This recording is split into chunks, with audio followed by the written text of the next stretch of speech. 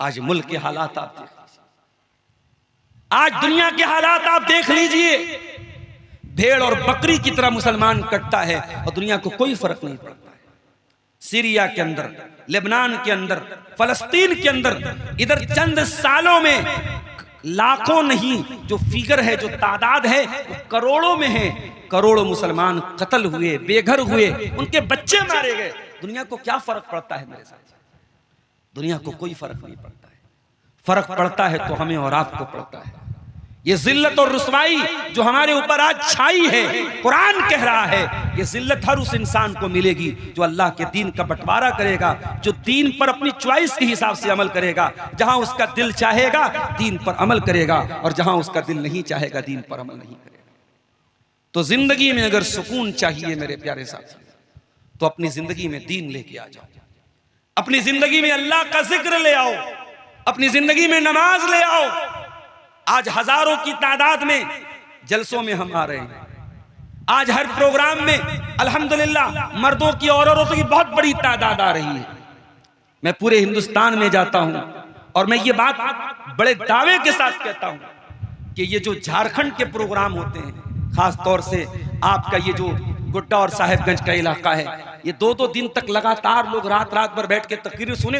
पूरे इंडिया में ऐसा प्रोग्राम कहीं नहीं होता है। जज्बा है, शौक है, लेकिन मेरे भाइयों, हमारी मस्जिदों में फिर नमाजियों की तादाद क्यों नहीं है? हमारे घरों में फिर अल्लाह का जिक्र क्यों नहीं है?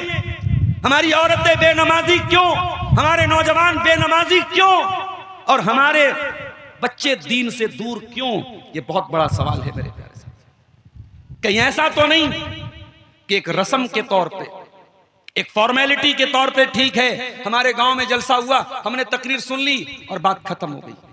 अगर एक रस्म के तौर पे ये सब कुछ हो रहा है तो रस्म अलग चीज है और दीन अलग चीज है मेरे साथी। रस्म साल में एक बार मनाई जाती है, लेकिन दीन 24/7 हमारे ऊपर लागू होता है।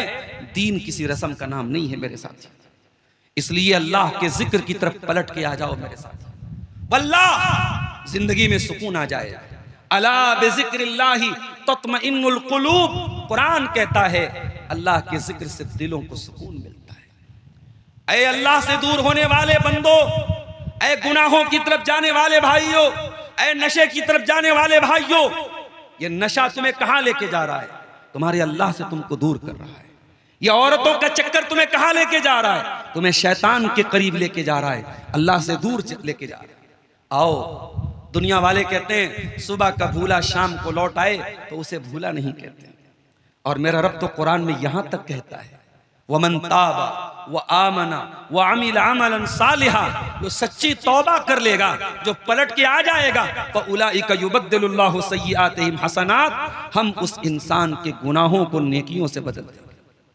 अल्लाह तौबा कबूल करने को तैयार है। अब हम तौबा करते हैं कि नहीं करते हैं मेरे साथियों, ये हम पर डिपेंड करता है। अल्लाह हमें बुला रहा है, अब हम जा रहे हैं कि नहीं जा रहे, ये हम पर मैटर करता है। और ये बात याद रखिए, अगर हम अल्लाह की तरफ नहीं आए तो गुनाह की ये लज्जत वक्ती तौर पर तो हमें मजा दे देगी, लेकिन ये बात याद रखिए कि गुनाह इंसान को दुनिया में भी जलील करके छोड़ेगा और आखिरत में भी जलील करके छोड़ेगा। ये कुरान की गारंटी है कि गुनाह इंसान को जलील करता है, गुनाह की रुसवाई इंसान से कभी खत्म होने वाली नहीं। इसलिए मेरे प्यारे साथी, जिंदगी में सुकून चाहिए तो दीन की तरफ पलट के आ जाओ, अल्लाह के जिक्र की तरफ पलट के आ जाओ, नमाज की तरफ पलट के आ जाओ। और अभी ज्यादा टाइम नहीं गुजरा, रमजान का महीना भी हमने गुजारा था, और रमजान का महीना इस बात का प्रूफ और सबूत है कि दीन उतना भी मुश्किल नहीं जितना मुश्किल हमने बना के रखा।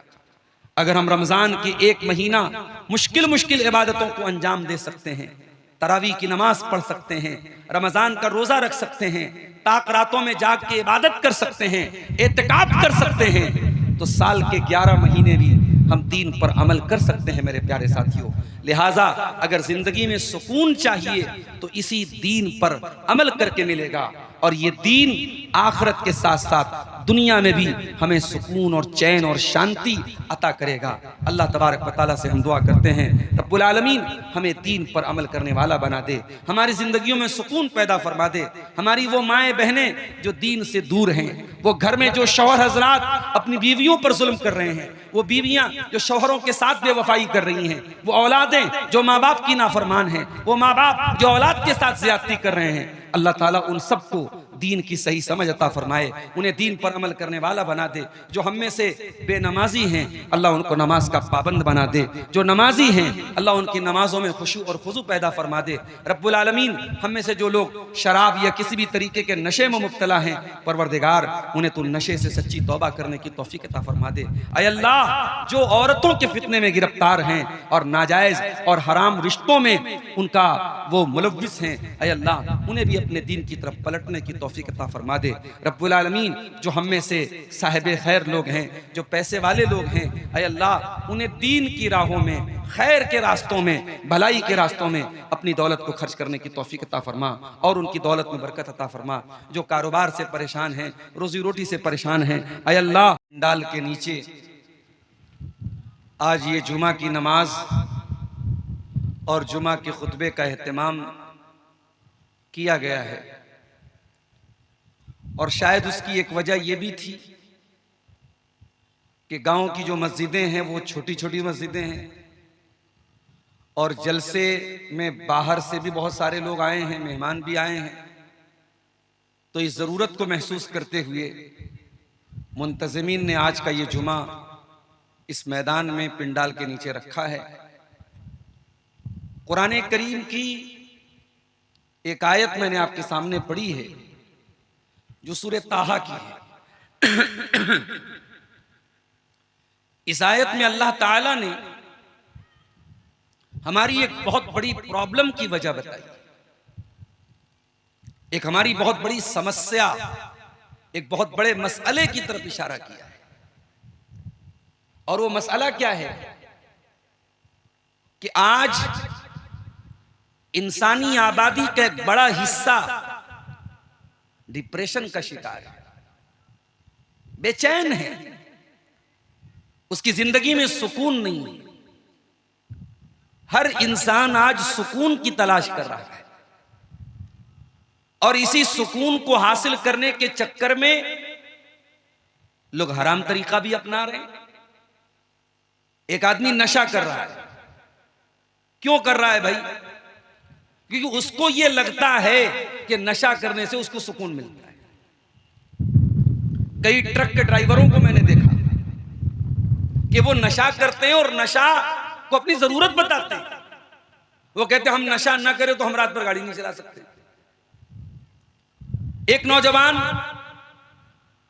बैठ करके म्यूजिक सुन रहा है, गाने सुन रहा है, उससे पूछो कि तू ये क्यों कर रहा है?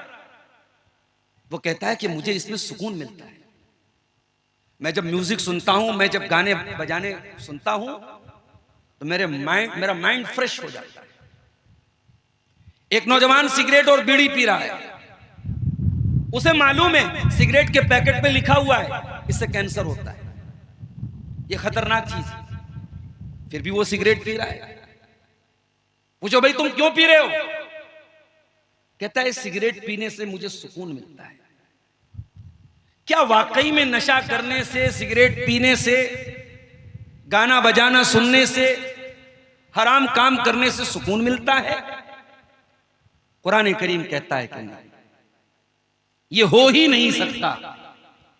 ये तुम्हारी गलत फहमी है, ये तुम्हारे दिमाग का फतूर है।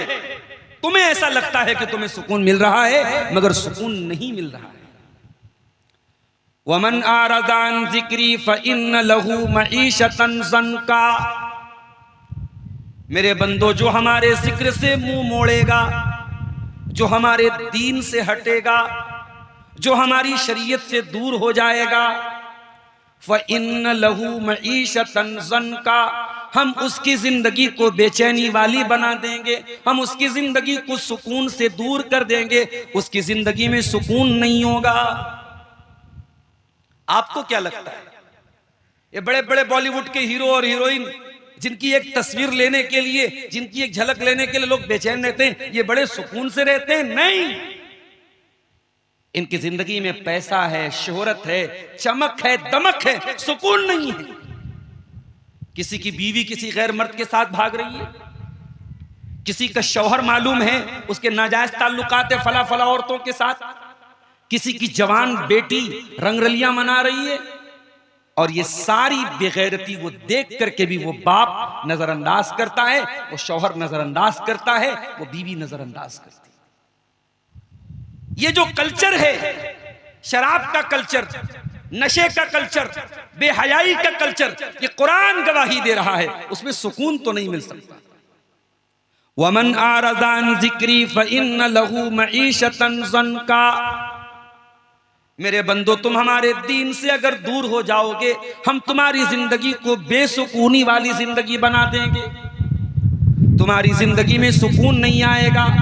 व नहशुरुहु यौमल क़ियामति आमा।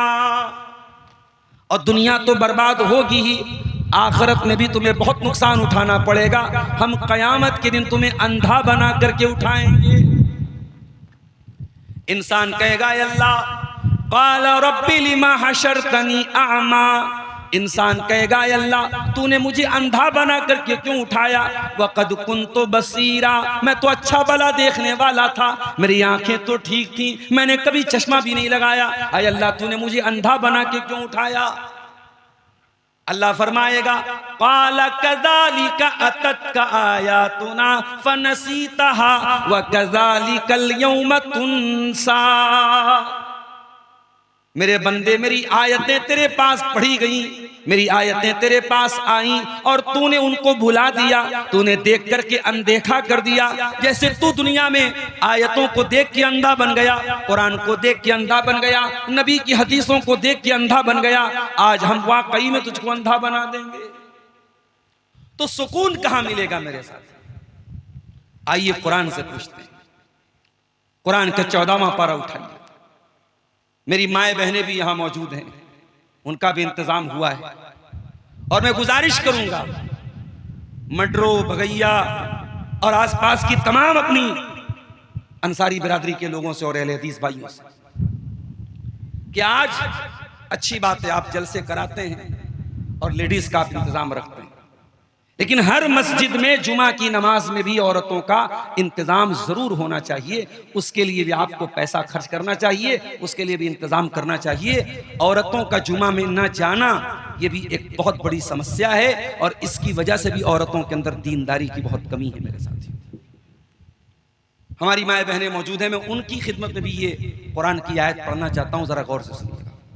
कुरान के 14वें पारे की आयत। अल्लाह फरमाता है, मन अमिल सालिहन मिन ज़करिन औ उन्सा। जो नेक अमल करेगा और ईमान वाला बन जाएगा। ये दो चीजें कुरान में बार बार आई, नेक अमल और ईमान वाला। अगर एक इंसान नेक अमल करता है और ईमान नहीं है उसके अंदर, तौहीद नहीं है उसके अंदर, वो कब्रों पे जाके सजदा कर रहा है, वो गैरुल्लाह की इबादत कर रहा है, उसके रोजे उसके मुंह पर मार दिए जाएंगे। कभी आपने गौर किया, इसी आपके झारखंड के करीबी इलाकों में, अभी कल मैं रास्ते में आ रहा था अकबर नगर, मैं समझता हूं यहां से 100 किलोमीटर भी नहीं होगा, पूरा रोड ब्लॉक है, बाबा का उर्स मनाया जा रहा है और हजारों की तादाद में मर्द और औरतों का रेला लगा हुआ है। और क्या हो रहा है? बेपर्दगी हो रही है, बेहयाई हो रही है, शिर्क हो रहा है। और ये सब किसके नाम पे हो रहा है? दीन के नाम पर हो रहा है, इस्लाम के नाम पर। हम तो साहब अपने जलसे करा के अब एक दूसरे को सुना के हम खुश हो गए। वल्लाह इस तरीके के शिर्क के जब मंजर मैं देखता हूं, मेरा कलेजा अंदर से दुखता है, और दुखना चाहिए। हर तौहीद वाले का जना हर तौहीद वाले के कलेजे में तकलीफ होनी चाहिए जब वो शिर्क के ये मंजर को देखे। मेरे साथी, एक इंसान इस्लाम का दावा करे, एक इंसान नमाज पढ़े, एक इंसान रोजा रखे, तहज्जुद पढ़े, और साथ में अगर वो शिर्क करता है, अल्लाह ताला का उसकी नेकी का कोई मतलब नहीं है मेरे साथ। इसीलिए कुरान बार बार कहता है, वमन अरादल आखिरत वसअलहा सायहा वहुवा मुमिनुन फउलाइका कान सायुहुम मशकूरा। मेरे बंदो, अगर तुम आखिरत में कामयाबी चाहते हो तो तुम्हें मेहनत करनी पड़ेगी, तुम्हें कोशिश करनी पड़ेगी और साथ में ईमान वाला बनना पड़ेगा, तौहीद वाला बनना पड़ेगा। बगैर तौहीद के, बगैर ईमान के अल्लाह ताला के किसी नेकी का कोई मतलब नहीं है मेरे साथ। इसीलिए अल्लाह फरमा रहा है, मन अमिला सालिहम मिन ज़करिन औ उन्सा, जो ईमान वाला नेक अमल करेगा, चाहे वो मर्द हो चाहे वो औरत हो, फलनुहयिन्नहु हयातन तय्यबा, हम उसे एक खुशगवार जिंदगी अता फरमाएंगे। ओ मडरों के मेरे प्यारे साथियों, ओ मेरे प्यारे भाइयों, आज जिंदगी में सुकून चाहिए तो कुरान गारंटी दे रहा है, तुम दीनदार बन जाओ, तुम अल्लाह वाले बन जाओ, तुम अपने घर में दीनदारी को लेके आ जाओ, तुम तकवा को लेके आ जाओ, तुम्हारी जिंदगी में सुकून आ जाएगा। फलनुहयिन्नहु हयातन तय्यबा, जो ईमान वाला होगा, जो नेक अमल करने वाला होगा, हम उसे एक बेहतरीन जिंदगी अता फरमाएंगे दुनिया में। वलनजज़ियन्नहुम अजरहुम बिअहसनि मा कानू यामलून, और आखिरत में हम उसके अमल का बेहतरीन बदला देंगे। आज हमें से बहुत सारे लोग रोजी रोटी के मसले से भी दो चार, सबके साथ रोजी रोटी का मसला है। कुरान करीम गारंटी ले रहा है रोजी रोटी का मसला भी हल हो जाएगा। क्या करना पड़ेगा? वलौ अन्न अहलल कुरा आमनू वत्तक़ौ लफ़तहना अलैहिम बरकातिम मिनस समाई वल अर्दी। ऐ मेरे बंदो, अगर तुम ईमान वाले बन जाओ, तुम तकवा वाले बन जाओ, तुम अल्लाह से डरने वाले बन जाओ, तुम्हारी जिंदगी में तकवा आ जाए, तुम गुनाहों से बचने वाले बन जाओ, ऐ अल्लाह, ऐ मेरे बंदे, अल्लाह गारंटी ले रहा है, तेरा रब गारंटी ले रहा है, फतहना अलैहिम बरकातिम मिनस समाई वल अर्दी, हम आसमानों और जमीन की बरकतों के दरवाजे तेरे ऊपर खोल देंगे। दीनदार बन जाओ मेरे साथ, अपनी जिंदगी में दीन लाओ। और जब दीन की बात आई है तो ये भी सुन लीजिए, दीन किसी चॉइस का नाम नहीं है, दीन किसी ऑप्शन का नाम नहीं है कि जी चाहा तो ले लिया और जी चाहा तो छोड़ दिया। जहां जी चाहा, जहां दिल ने चाहा, वहां दीन पर अमल कर लिया, और जहां दिल ने नहीं चाहा दीन को छोड़ दिया। अगर ये तरीका है तो ये यहूदियों का तरीका है।